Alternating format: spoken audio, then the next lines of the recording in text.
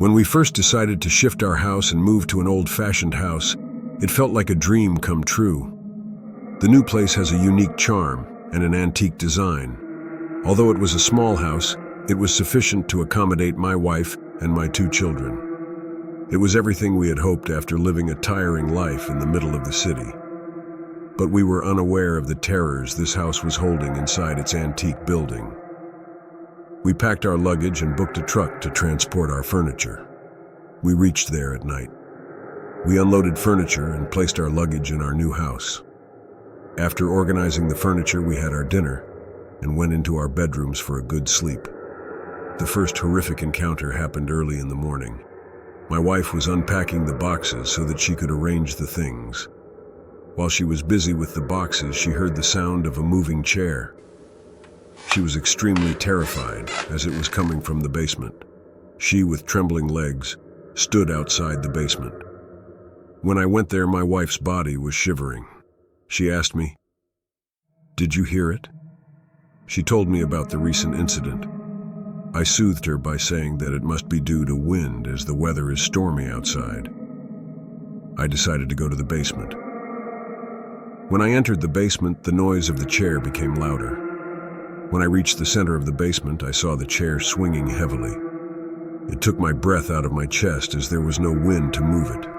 With trembling hands, I reached towards the chair. I advanced my hand to stop the chair, but before I could touch the chair, it stopped on its own. I took a sigh of relief, but there were a lot of horrible thoughts in my head. I asked myself, the chair must be moving with a purpose, as if someone unseen was sitting on the chair.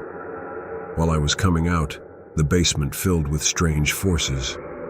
On one wall, I saw that something was being written. To my fright, it was, "You made a mistake." I was about to faint as it was written in front of my eyes, and no one was there who wrote it. I immediately ran out of the basement and told my wife that everything was fine so that she could not get terrified. The second encounter took place about 2 days before the previous one. We were sitting in the dining room and having our dinner. Suddenly the light in the room flickered, and after some time it went out. The whole house was sunk in darkness. Both of my children became extremely terrified that they started crying. They clutched my arm, and they were pale. I said that it's just an electricity issue and will become all right. In no time, the temperature of the room suddenly became too low. We all were shivering. All of a sudden, I heard a strange howl from the hallway. I told my wife to take the children to their room. The noise became louder. The noise seemed to vibrate through the walls, straight into my bones. With shivering legs, I stood up and went towards the hallway to find the reason. As I went there, I saw some footsteps. The footsteps were bigger than normal, and they were not of any human. It seemed that the house was possessing some odd creatures. It was obvious now that something was wrong with this house. While I was thinking, I heard my wife scream. I ran towards the room, and what I saw took my breath out of my lungs. I saw that one of my daughters was raised in midair. It seemed that she was in some dark spirit possession. My wife was about to faint after watching this extremely breathtaking scene. I immediately ran to save my daughter, but even after all my efforts, I was unable to help her. After some time, the light came, and she fell on the floor. My daughter and my wife was so scared that we decided to leave this place.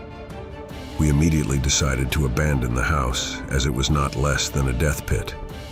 We hurriedly packed our luggage and fled. The incidents we experienced there shaped our entire personality. But more especially, my children suffered badly from this, and surely will haunt them for the rest of their lives.